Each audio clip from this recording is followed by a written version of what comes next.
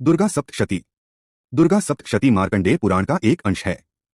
इसमें 700 श्लोक होने के कारण इसे दुर्गा सप्तशती भी कहा जाता है। कहा जाता है कि ये मार्कंडेय और ब्रह्मा जी के मध्य देवी की महिमा पर हुई ज्ञान चर्चा है। मार्कंडेय पुराण के इस अंश को निकालकर दुर्गा सप्तशती अलग ग्रंथ बना दिया गया है। अब इसे वेदव्यास के मार्कंडेय पुराण से लिया गया है, इसलिए कई वेदव्यास जी को लेखक मानते हैं। दुर्गा सप्तशती के 3 भाग में महाकाली, महालक्ष्मी और महासरस्वती नाम से 3 चरित्र हैं। बता दें कि यह देवी महात्म्यम है, जिनका मतलब है देवी की महानता का बखान। हिंदुओं का एक धार्मिक ग्रंथ है जिसमें देवी दुर्गा की महिषासुर नामक राक्षस के ऊपर विजय का वर्णन है।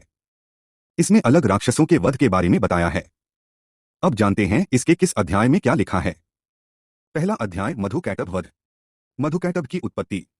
देवाधिदेव जगदीश्वर महायशस्वी भगवान श्रीहरि सहस्त्र युगों तक शयन करने के पश्चात कल्पांत की सहस्त्र युगात्मक अवधि पूरी होने पर प्रकट होते हैं और सृष्टि कार्य में संलग्न हो रहे मेष्ठो ब्रह्मा, कपिल, देवगणों, सप्तर्षियों तथा शंकर की उत्पत्ति करते हैं। इसी प्रकार भगवान श्रीहरि सनत कुमार, मनु एवं प्रजापति को भी उत्पन्न करते हैं। पूर्व काल में प्रज्वलित अग्नि के समान तेजस्वी नारायण देव ने ही देवताओं आदि की सृष्टि की है। पहले की बात है, प्रलय काल में समस्त चराचर प्राणी, देवता, असुर, मनुष्य, नाग तथा राक्षस सभी नष्ट हो चुके थे। उस समय एक अर्णव महासागर की जलराशि में 2 अत्यंत दुर्धर्ष दैत्य रहते थे, जिनके नाम थे मधु और कैटभ। वे दोनों भाई युद्ध की इच्छा रखते थे। उन्हें मां आदिशक्ति ने मनोवांछित वर देकर उन दोनों दैत्यों का वध भगवान नारायण ने किया था। कहते हैं वे दोनों महान असुर महात्मा भगवान विष्णु के कानों की मैल से उत्पन्न हुए थे। पहले भगवान ने इस पृथ्वी को आबद्ध करके मिट्टी से ही उनकी आकृति बनाई थी। वे पर्वतराज हिमालय के समान विशाल शरीर लिए महासागर के जल में सो रहे थे। उस समय ब्रह्मा जी की प्रेरणा से स्वयं वायुदेव ने उनके भीतर प्रवेश किया। फिर तो वे दोनों महान असुर संपूर्ण द्युलोक को आच्छादित करके बढ़ने लगे। वायुदेव ही जिनके प्राण थे। उन दोनों असुरों को देखकर ब्रह्मा जी ने धीरे धीरे उनके शरीर पर हाथ फेरा। एक का शरीर उन्हें अत्यंत कोमल प्रतीत हुआ और दूसरे का अत्यंत कठोर। तब जल से उत्पन्न होने वाले भगवान ब्रह्मा ने उन दोनों का नामकरण किया। यह जो मृदु शरीर वाला असुर है, इसका नाम मधु होगा और जिसका शरीर कठारे है वह कैटभ कहलाएगा।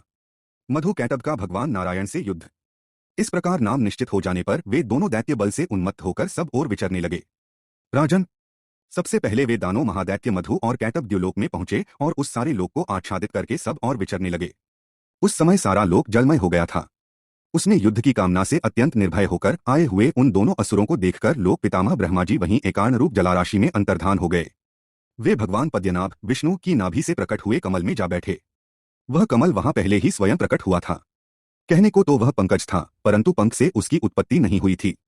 लोक पितामह ब्रह्मा ने अपने निवास के लिए उस कमल को ही पसंद किया और उसकी भूरी भूरी सराहना की। भगवान नारायण और ब्रह्मा दोनों ही अनेक सहस्त्र वर्षों तक उस जल के भीतर सोते रहे, किंतु कभी तनिक भी कंपायमान नहीं हुए। तदंतर दीर्घकाल के पश्चात वे दोनों असुर मधु और कैटभ उसी स्थान पर पहुंचे जहां ब्रह्मा जी स्थित थे। उन दोनों को आया देख महातेजस्वी लोकनाथ भगवान पद्मनाभ अपनी शैया से खड़े हो गए। क्रोध से उनकी आंखें लाल हो गईं। फिर तो उन दोनों के साथ उनका बड़ा भयंकर युद्ध हुआ। उस भयानक एकार्णव में जहां त्रिलोकी जलरूप हो गई थी, सहस्रों वर्षों तक उनका वह घमासान युद्ध चलता रहा, परंतु उस समय उस युद्ध में उन दोनों दैत्यों को तनिक भी थकावट नहीं होती थी। मधुकैटभ का वध।